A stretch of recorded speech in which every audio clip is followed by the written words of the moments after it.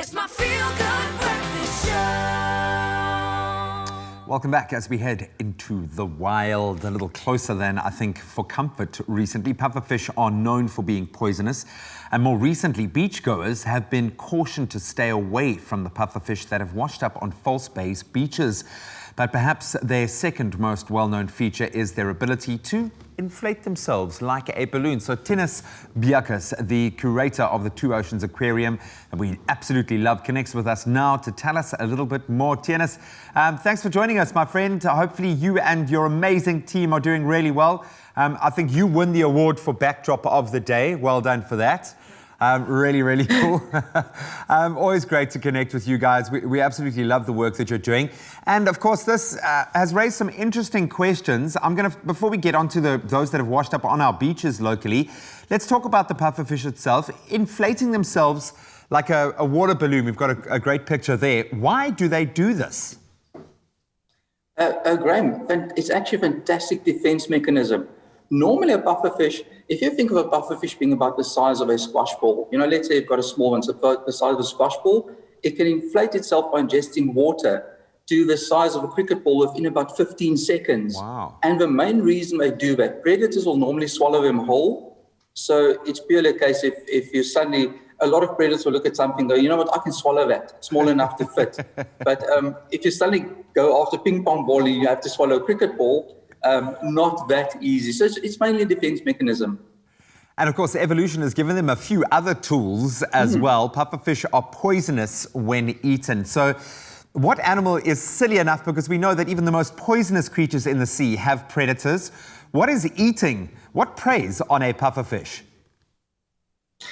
In nature, not much really. For some other reason, most sharks can eat pufferfish. We're not really sure why. The tetrodotoxin that they contain doesn't seem to affect sharks. There are a few fish species that will, and then of course Homo sapiens, humans, we eat them. But in terms of natural predators, they don't really have many, no. Well done, pufferfish. Now, looking at how different they look deflated is actually hilarious. And they look quite innocuous, but when puffed out, they do put up a good front. You mentioned Homo sapiens there. Obviously, in some areas, notably in Japan, they're actually a delicacy known as fungu. Can you tell us a bit more about this? I mean, surely it's like Russian roulette eating a pufferfish. Are they always poisonous? Is there a particular part of the pufferfish that they eat?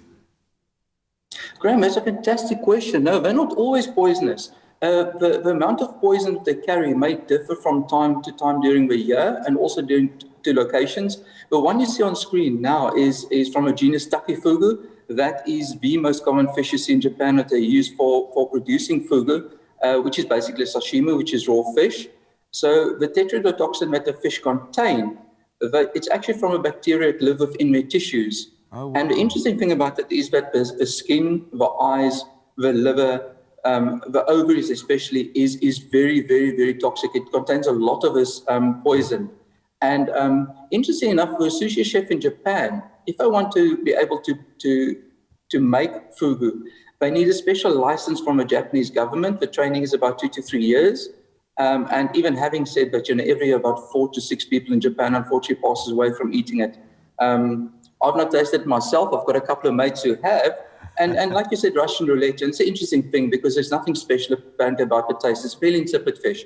So it is really just about the idea of eating a really, poisonous mushroom that doesn't kill you. Yeah, exactly, man. We just love the danger of it. That is crazy, man. And maybe that's karma. Maybe that's nature's way of just, offsetting the balance just a tiny little bit. Hundreds of pufferfish recently washed up in False Bay in the beaches in that area. Why did this happen? Graham, we're not entirely sure. Mass drownings of that particular species washed up the evelar pufferfish are not unknown. We tend to see it every few years. There are various reasons for it. One might be that the fish are exhausted from spawning, as part of a mating ritual. For starters, it's actually not a fish that swims very well. Being both able to inflate themselves and highly toxic means they don't really have to have speed to get away from predators. So they're a bit ungainly in the water, quite a slow fish. And when they do come inshore, they get washed ashore by the waves quite easily. really is for one reason. So yes, and the other thing is occasionally in nature, and especially this time of year with change between seasons, we find that water temperature can change rapidly. So in a bay like False Bay, which is a fairly small enclosed bay, the water temperature can drop quite rapidly and the fish become cold stunned because they're cold-blooded, and that also sometimes is a reason why they wash up on the beach. Just as a quick interesting aside, having said the fish is highly poisonous, that's one of the reasons you see so many. If a number of fish washes up, the fish that are edible, the seagulls are quick to pay them attention and eat them. But of course, a seagull will have a good long look at the pufferfish and decide, no, I'm not even pecking at that. So because nothing eats them because they're poisonous, it's literally the last thing that remains on the beach. So often beachgoers will walk and think, ooh, there's an awful lot of puffers washing up. Yeah. But it might have been a number of fish washing up and the rest of the seagulls is cleaned up. So that being said, where do we normally find them? What is their natural habitat? They've got a very, very long range. In South African waters, we find about 120, we find about 29 pufferfish species of the worldwide known population of 120 different species. And this particular species, the earlock puffer, you find all the way from Cape Town, from False Bay, up to Maputo Bay in Mozambique. Sure. And normally they are inshore fish, so they live on reefs, sand flats. Having said that, they do have ability to occur down to 400 meters. Wow, man. Well, I'm finding this hugely enriching and interesting, so I'm going to ask you, tennis, to stick around. I want you guys at home to stay with us. We're going to continue our little venture into the wild. We are talking pufferfish this morning.